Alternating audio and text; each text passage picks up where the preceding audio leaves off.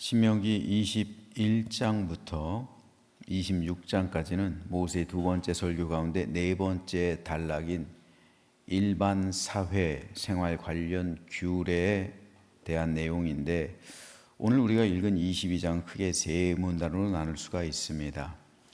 1절에서 4절은 유실물, 반환 및 상부상조 규례에 대해서, 5절에서 12절은 선민으로서의 순결과 자비에 관한 규례를, 그리고 13절에서 30절까지는 신부의 부정이 제소된 경우 및 성범죄 처벌 규례에 대해서 설명하고 있습니다. 오늘은 이 가운데서 1절, 2절 말씀에 대해서 잠시 살펴보겠습니다. 내 형제의 소나 양이 길 잃은 것을 보거든 못 본 채 하지 말고 너는 반드시 그것들을 끌어다가 내 형제에게 돌릴 것이요, 내 형제가 내게서 멀거나 또는 네가 그를 알지 못하거든 그 짐승을 네 집으로 끌고 와서 네 형제가 찾기까지 네게 두었다가 그에게 돌려줄지니. 하나님은 이스라엘 백성들 제사장 나라로 삼으셨습니다. 따라서 제사장 나라를 살아가는 하나님의 백성들은 반드시 두 가지를 실천해야 됐죠. 십계명은 두 가지의 요약, 즉 하나님 사랑과 이웃 사랑입니다. 이 두 가지를 반드시 실천해야만 했습니다. 오늘 본문에는 특별히 이 가운데서 이웃 사랑에 대한 강조를 하고 있습니다. 그 일례로서 십계명에서는 마지막 계명이 내 이웃의 집을 탐내지 말라, 내 이웃의 아내나 그의 남종이나 그의 여종이나 그의 소나 그의 나귀나 무릇 내 이웃의 소유를 탐내지 말라라는 제10계명에 대한 실천 명령의 한 부분으로 소개하고 있습니다. 그래서 소나 양이나 나귀가 길을 잃었거든 그것을 취하지 말고 반드시 주인에게 돌려주라는 겁니다. 또는 네 것이 아니라고 해서 방관하지 말라는 거예요.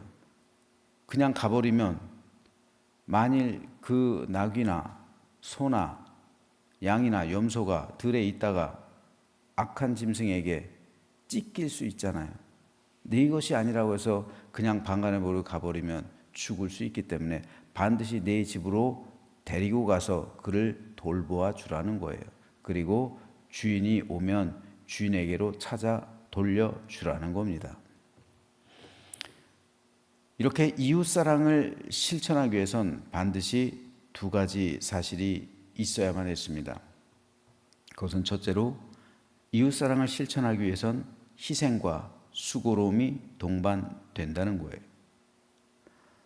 짐승을 돌보아 주는 것, 사실 번거로운 일입니다. 수고로움이 따르죠. 여기서 실천적인 이 사랑을 위한 조건, 그것은 반드시 사랑에는 희생과 수고가 동반된다는 사실입니다. 동전의 양면이 있죠. 사랑에 마찬가지예요. 동전의 양면이 있듯이 사랑의 뒷면은 희생이요 수고로움입니다. 사랑은 희생하는 거예요. 헌신하는 겁니다. 우리가 자녀를 사랑하기 때문에 자녀에게 희생적이죠. 헌신적이죠.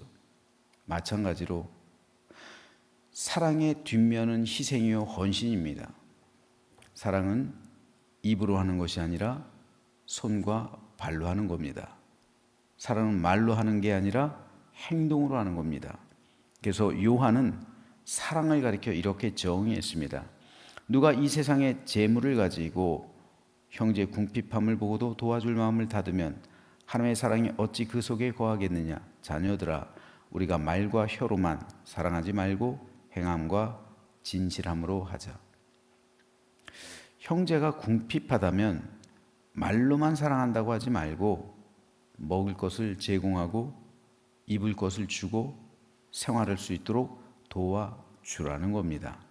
즉 사랑은 말과 혀로 하는 것이 아니라 행함과 진실함으로 해야 한다는 것이 요한을 통한 하나님의 말씀입니다. 그러므로 이 말씀은 오늘 우리에게도 여전히 중요합니다.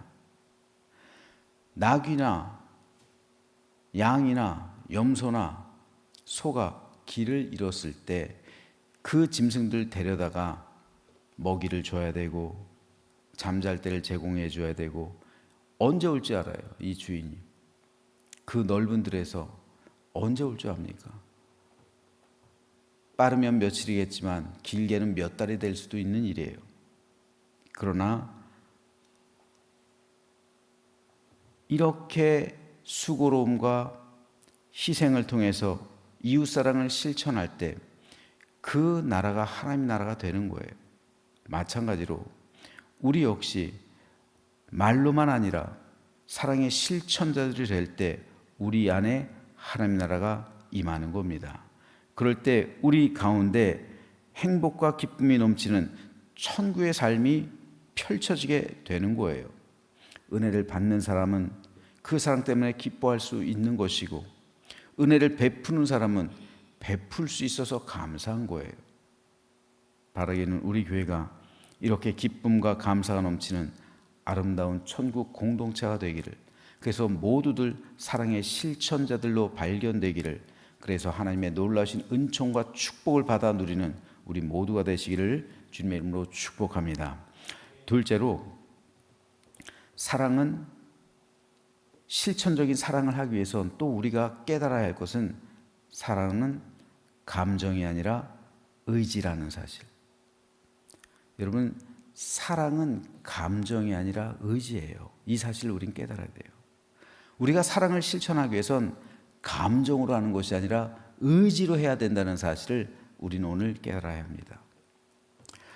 오늘 보면 2절에 보면 내가 그를 알지 못하거든 이라는 구절이 나오죠. 이 말은 잃어버린 짐승의 주인을 모른다는 거예요. 누구 것인지, 내 이웃의 것인지, 내 친족의 것인지 모른다는 겁니다.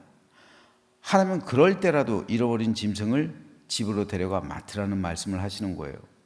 그 짐승의 주인이 설령 이방인이라 할지라도 그 짐승을 먹이고 있다가 돌려주라는 겁니다. 서로 이 짐승이 원수의 것이라면 어떨까요? 내가 싫어하는 사람의 것. 내가 싫어하는 사람이 있을 수 있잖아요. 이웃 가운데서도. 내가 싫어하는 사람의 것이라고 할지라도 그 짐승을 데리고 가라는 거예요. 그래서 잘 먹이고 있다가 돌려주라는 겁니다. 그렇게 할 때 그들의 관계가 조금씩 풀리게 되는 거예요. 그리고 그들 사이가 조금씩 화해가 임하게 되는 거예요. 이렇듯 사랑은 비록 내 형제, 내 친족, 내 이웃에게만 국한되는 것이 아니라 내가 모르는 사람이나 이방인과 같은 대상으로도 확장되어야 함을 말씀하시는 겁니다. 그렇기 위해선 사랑은 감정이 아닌 의지의 상태로 만들어야 돼요. 여러분, 감정적인 사랑은 누구나 다 할 수 있어요. 예수님의 말씀처럼 너희가 사랑하는 사람을 사랑하는 것은 이방인도 하는 것이다 라고 말했어요. 이것이 원수도 사랑하는 말씀 앞에 나오는 거예요. 너희가 사랑하는 사람을 사랑하는 것, 그거 이방인도 다 할 수 있는 거 아니냐? 너희는 하늘 아버지께서 너희를 사랑하는 것처럼 너희도 너희를 그렇게 사랑해라. 즉 원수까지도 사랑하라. 이 말씀이 나오는 거잖아요. 원수를 사랑하라? 가능한 일일까요? 아니요, 가능하지 않아요. 왜 가능하지 않다고 생각합니까? 이건 감정으로 사랑을 접근하기 때문에 그래요. 원수는 내 감정적으로 내가 용서할 수 없는 상태예요. 그런데 하나님의 사랑을 생각해 보면 하나님의 사랑은 감정적인 사랑이에요. 만일 하나님이 우리를 감정적으로 사랑했다면 우린 다 죽었을 거예요. 인류는 종말을 구했을 거예요. 그리고 하나님께서는 새로운 인류를 창조하시거나 그랬을 겁니다. 하나님은 우리를 감정으로 사랑하시는 게 아니에요. 하나님은 우리를 의지로 사랑하시는 거예요. 하나님의 의지의 사랑의 표현, 그것이 바로 예수 그리스도의 십자가잖아요. 하나님이 우리를 감정적으로 사랑하셨더라면 십자가가 있을 수가 없는 거예요. 하나님은 우리를 의지적으로 사랑하신 겁니다. 그러므로 사랑은 감정으로 하는 게 아니라 의지로 하는 거예요. 내가 저 사람이 좋아서 사랑하는 이건 누구나 다 할 수가 있어요. 하지만 저 사람이 내 마음에 들지 않아요. 저 사람이 싫어요. 그런데도 사랑을 실천할 수 있는 이유는 사랑이 감정이 아니라 의지적인 마음의 표현이기 때문입니다. 여러분, 용서 역시 마찬가지예요. 예수님께서는 몇 번까지 형제를 용서해야 됩니까? 라는 제자들의 물음에 대해서 70번씩 7번이라도 용서해 줘라 말씀하셨어요. 이게 가능한 겁니까? 원수를 사랑하라는 것 70번씩 7번이라도 용서해 주라는 것 똑같은 맥락에 똑같은 말씀이에요. 이거 역시 의지적인 용서를 말씀하시는 거예요. 감정적인 용서가 있고 의지적인 용서가 있어요. 내 감정으로는 도저히 용서할 수가 없어요. 하지만 내 의지로는 용서하려는 노력을 해야 되는 거예요. 이게 의지적인 용서예요. 사랑 역시 마찬가지예요. 사랑 역시 사랑하려는 의지를 가지고 사랑을 실천하도록 해야 돼요. 그럴 때 원수까지 사랑하라 라는 예수님의 말씀이 실현될 수가 있는 거예요. 그러므로 용서도 그렇고 사랑도 그렇고 똑같아요. 감정적인 용서가 있고 의지적인 용서가 있어요. 감정적인 사랑이 있고 의지적인 사랑이 있어요. 그런데 하나님께서 우리를 사랑하시는 그 사랑은 의지적인 사랑이다. 하나님께서 우리를 용서하시려는 그 용서는 의지적인 용서라는 사실을 우리는 깨달아 알아야 합니다. 일례로 제가 영국에서 한국으로 들어오게 된 결정적인 이유가 2천만 원 사기당한 거예요. 여러분, 외국 생활에서 2천만 원이라는 건 더군다나 제가 그때 30대 젊은 날이잖아요. 전 재산이에요. 전 재산 거의. 그거를 믿는 사람한테 사기당했다. 참 자다가도 벌떡벌떡 일어날 일이에요. 결국 그 일의 여파로 결단하게 된 거예요. 한국으로 갑시다. 그러니까 처음에는 한국에 들어와서도 용서가 안 돼요. 왜요? 내 감정이 그를 용서해 줄 준비가 안 돼 있어요. 감정적으로 용서가 안 되는 거예요. 여러분 용서해 줄 수 있어요? 그런 사람? 용서 안 되는 거예요. 자다가도 그 생각나면 벌떡벌떡 일어나요. 진짜 스트레스 받고 화가 나가지고 분노가 치밀어 올라가지고. 그런데 제가 목회자잖아요. 그래도 목사인데 어떻게 이거 어떻게 하나. 돈이 아깝긴 사실이죠. 그런데 감정으로는 용서가 안 되는데요. 의지로는 용서하려고 해야 되는 거예요. 의지로는. 그래서 저는 그 사람이 미울 때마다 하루에도 몇 번씩 그냥 마음속으로 미워하면서 살인하는 거잖아요. 그럴 때마다 용서를 선포하는 거예요. 예수 그리스도의 이름으로 용서를 선포하노라. 미운 생각이 들 때마다 예수 그리스도의 이름으로 용서를 선포하노라. 예수님께서 나를 용서하신 것 같이 나도 그를 용서하노라. 계속 선포하는 거예요. 이걸 제가 수천 번을 했을 것 같아요. 그런데 놀라운 사실이 뭔지 아세요? 몇 년이 흐르니까 진짜 감정적으로도 용서가 돼요. 세월이 흘러서 그렇게 됐을까요? 물론 세월이 흐르면 감정이 희석될 수는 있죠. 하지만 여전히 그를 미워하는 마음이 있을 거예요. 하지만 지금 제 마음속에는 그분을 미워하는 생각이, 그분 집사님인데 미워하는 생각이 없어요. 오히려 그분을 축복해줘요. 왜요? 이미 용서가 다 됐어요. 그리고 도리어 그분의 영혼이 불쌍해요. 이 상태로 죽으면 지옥 갈 텐데 하나님, 따지고 보니까 그분이 아니었다면 내가 한국 들어올 일이 없었어요. 한국 들어오게 하기 위해서 만든 결정적인 공헌을 해준 분이 그분이에요. 내가 한국 가는 걸 주저주저 하니까, 그러니까 하나님께서 그 사람을 통해서 한국 가도록 만든, 그러니까 저와 여러분이 만난 거예요. 그러니까 그분이 얼마나 중요한 역할을 한 겁니까? 그러니까 축복해 주는 거예요. 의지적인 용서가 있으니까 감정적으로도 치유가 되는 거예요. 그래서 용서하게 되는 거예요. 예수님께서 말씀하신 70번씩 7번이라도 용서해라. 이건 감정적인 용서가 아니에요. 의지적인 용서예요. 너는 그 사람을 용서하려는 노력이라도 해봤느냐? 이겁니다. 예수께서 이걸 묻는 거예요, 우리에게. 하나님은 그걸 맨날 하고 계신 거예요, 맨날. 그래서 십자가를 우리에게 보내주신 거예요. 십자가는 하나님의 의지적인 용서의 표현이에요. 너희들이 내게 그렇게 악하게 하고 얼마나 하나님의 마음에 상처가 있을까요? 그렇지만 하나님은 우리를 용서하시려는 의지적인 노력을 하시는, 지금도 그러시고요. 마찬가지로 우리도 그러므로 그런 의지적인 노력을 해야 되는 거예요. 너는 한 번이라도 내 형제를 혹은 내 이웃을 용서하려고 생각이나 해봤느냐?